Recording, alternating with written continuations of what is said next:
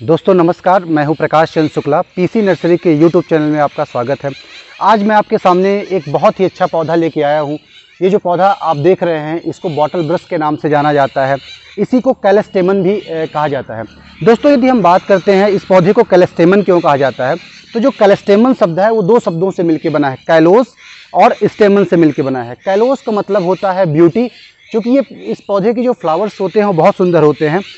तो कैलोस का मतलब होता है ब्यूटी और स्टेमन्स का मतलब होता है जो स्टेमन्स होते हैं, पॉलन ग्रेन्स इसमें होते हैं। तो ये बहुत ही सुंदर ये पौधा दोस्तों ये होता है, देखने में भी बहुत सुंदर होता है। दोस्तों यदि हम इसकी परिचय की बात करें तो ये ऑस्ट्रेलिया क्षेत्र में सर्वाधिक मात्रा में ये पौधा पाया जाता है और उधर के कई देशों में पाया जाता है। वहीं के आसपास से ये पूरे अपने भारत में ये पौधा आया है। यदि हम बात करते हैं भारत के जितने बड़े बड़े गार्डन बने हुए हैं, चाहे वो फॉर्मल गार्डन हो जाता है, जितने फॉर्मल गार्डन हैं, मुगल गार्डन जितने हैं, वहाँ ज़्यादा मात्रा में इन पौधों को लगाया गया है। जो इलाहाबाद का प्रयागराज का जो कंपनी बाग गार्डन है, जिसको चंद्रशेखर आज़ाद पार्क बोलते हैं, वहाँ सर्वाधिक मात्रा में भी ये पौधे लगे हुए हैं। दोस्तों यदि इसकी पत्तियों की बात करते हैं तो इसमें जो पत्तियाँ होती हैं वो भाला आकृति में होती हैं, लैंसियोलेट्स पत्तियाँ होती हैं जो भाले आकृति में एकदम तीखी तीखी रहती हैं। तो इस पौधे का जो बोटेनिकल नेम होता है उसको कैलेस्टेमन सैट्रिनस बोलते हैं। क्योंकि सैट्रिनस इसलिए बोलते हैं कि इसकी जो पत्तियों की खुशबू होती है हल्का हल्का नींबू वर्गीय प्रजातियों से इसकी महक जो है मिलती है। तो दोस्तों ये इसकी पत्तियों के बारे में रहा। इस पौधे की यदि बात करते हैं तो लगभग 4 से 5 मीटर हाइट तक, कहीं कहीं 6 मीटर 10 मीटर तक भी इसकी हाइट जाती है। लेकिन पार्क में बहुत बड़े यदि हमें पेड़ नहीं रखने हैं तो शुरू में इसकी प्रूनिंग हमें की जाती है। तो दोस्तों ये इसके परिचय के बारे में ये रहा। दोस्तों यदि हम बात करते हैं इस पौधे के औषधीय गुण क्या है, तो ज़्यादातर हमने जो रिसर्च पे अलग अलग रिसर्च पेपर में हमने पाया है कि यदि मक्खी मच्छर इनको यदि आपको भगाना है तो इसकी पत्तियों को सुखा करके आग में डालने से जो धुआं निकलता है वो बहुत ही सुगंधित धुआं होता है। आसपास के जो मक्खी मच्छर होते हैं इससे भाग जाते हैं। ज़्यादा औषधीय गुण इसके हमने नहीं पाए हैं। रोगों में के निदान में क्या इसका प्रमाण है, क्योंकि भारतीय ग्रंथों में इसका वर्णन कम ही है। दोस्तों यदि हम बात करते हैं कोई हम गार्डन तैयार कर रहे हैं, बहुत बड़ा पार्क यदि तैयार कर रहे हैं, तो हमारे पार्क का जो बाउंड्री वाला एरिया रहता है जहाँ से हमें बाउंड्री देना है, तो जगह जगह पे लगभग आप 10-10 फीट की दूरी पे इन पौधों को यदि आप एक सीक्वेंस में लाइन में लगा देते हैं तो ये पौधा बहुत ही सुंदर दिखता है। पौधे लगाने के लगभग आपके 3 साल बाद इसमें बहुत ब्यूटीफुल फ्लावरिंग आनी इसमें शुरू हो जाती है, जो आप इसमें देख रहे हैं। दोस्तों इस पौधे को चूँकि बॉटल ब्रश भी हम कहते हैं, इसको बॉटल ब्रश इसलिए कहते हैं कि कोई जो बॉटल होता है उसको सफाई करने के लिए जो ब्रश होता है, तो इसमें जो ये फ्लावर्स आते हैं वो बॉटल ब्रश जैसे ही होते हैं, इसलिए इसको बॉटल ब्रश भी कहते हैं। पार्कों में, गार्डन में ये पूरा आपका 4 चांद लगा देता है। छोटे भी गार्डन यदि आप बना रहे हैं तो इन पौधों को आप दोस्तों अपने गार्डन में लगाएं, क्योंकि ये बहुत ही सुंदर दिखता है। अब हम बात करते हैं दोस्तों कि इन पौधों को, इसके पौधों को हमें तैयार कैसे करना है।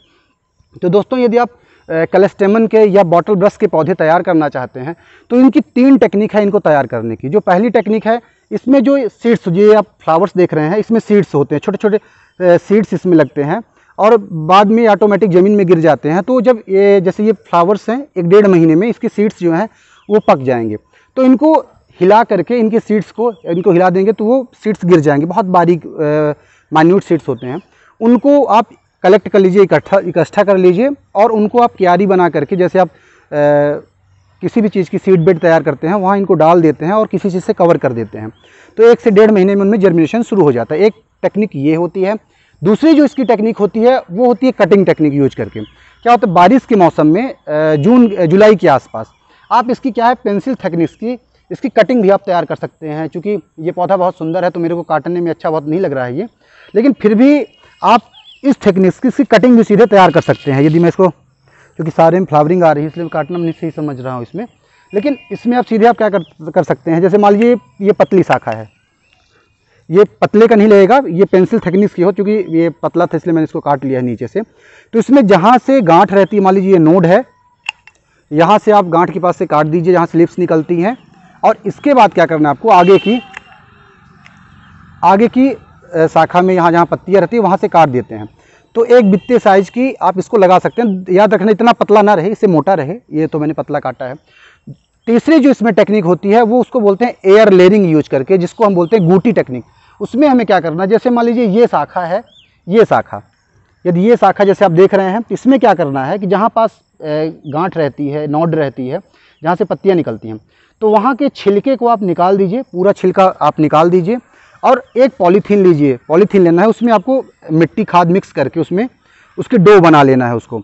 तो उनको लेकर के पानी मिला करके एक जो गीला हो जाए मिट्टी वो, उसको लगा करके वहाँ पॉलीथीन से लगातार बांध देते हैं। यदि आप बांध देते हैं तो लगभग 1.5 से 2 महीने में उसमें जड़ें आ जाती हैं। जड़ आने के बाद उसको नीचे से काट करके एक बहुत अच्छा पौधा आपका ये तैयार हो जाता है। दोस्तों ज़्यादातर नर्सरी में या तो सीड टेक्निक यूज़ किया जाता है या एयर लेयरिंग जिसको गूटी बोलते हैं, उसी को यूज़ करके इसके हम पौधे दोस्तों तैयार करते हैं। तो इनके पौधों को तैयार करना भी बहुत आसान है। यदि हम इसके अन्य ऑर्नामेंटल यदि हम गुणों की बात करते हैं, तो दोस्तों आपको क्या करना है कि यदि छोटे घर में भी गार्डन यदि आप बना रहे हैं तो उसमें आप इनको किनारे किनारे लगा सकते हैं, या आप कोई बड़ा पॉट लें, सीमेंट का जो बड़ा पॉट हो, गमला हो, तो उसमें भी इसके पेड़ को आप लगा करके बहुत सुंदर इसकी बोनसाई बना सकते हैं। तो शुरुआती दौर में इसके तनों को आप मजबूत होने दीजिए, बाद में जो उसका मुख्य तना है उसको बीच से कट कर देंगे आप, तो शाखाएं निकल के बहुत सुंदर फ्लावरिंग की बहुत ही सुंदर बोनसाई देखने को मिलती है। मैंने ज़्यादातर अपने रिसर्च के दौरान, चूँकि बरगद हो गया, पीपल हो गया, अन्य जो बड़े वृक्ष हैं, इन्हीं की बोनसाई देखने को मिलती है, लेकिन बॉटल ब्रश की भी बोनसाई आप बहुत अच्छी बना सकते हैं। तो दोस्तों ये सारी जानकारी रही आपकी बॉटल ब्रश के बारे में। एक बात और हम आपको बताना चाहेंगे, इस पौधे में क्या होता है, जो मधुमक्खियाँ होती हैं या बड़ी मक्खी होती हैं, बड़ी मधुमक्खियाँ जो होती हैं, ये बहुत ज़्यादा आती हैं, बहुत अच्छा एक प्रकार का इसमें जब फ्लावर्स आते हैं तो ये इंसेक्ट जो हमारे फ़ायदेमंद कीड़े हैं उनके लिए एक प्रकार का ये फिस्ट हो जाता है, दावत हो जाता है। इसमें हर प्रकार की तितलियाँ, इसमें फ़ायदेमंद इंसेक्ट मधुमक्खियों का ये केंद्र होता है पॉलिनेशन का। तो ये बहुत ही अच्छा है, इसमें छोटे छोटे पक्षी अपने घोंसले भी बनाते हैं। तो दोस्तों पर्यावरण के संरक्षण एवं संवर्धन में इस पौधे का बहुत बड़ा योगदान है। पीसी नर्सरी पूरे भारत से अलग अलग जगह जा करके हम इसके नए नए जर्म प्लाज्म कलेक्ट कर रहे हैं। इससे बॉटल ब्रश से संबंधित जो भी प्रजातियां हमें मिलती हैं हम उनको दोस्तों कलेक्ट कर रहे हैं और पीसी नर्सरी में हम ग्रो कर रहे हैं। We are doing a germ plasm collection programme at PC nursery.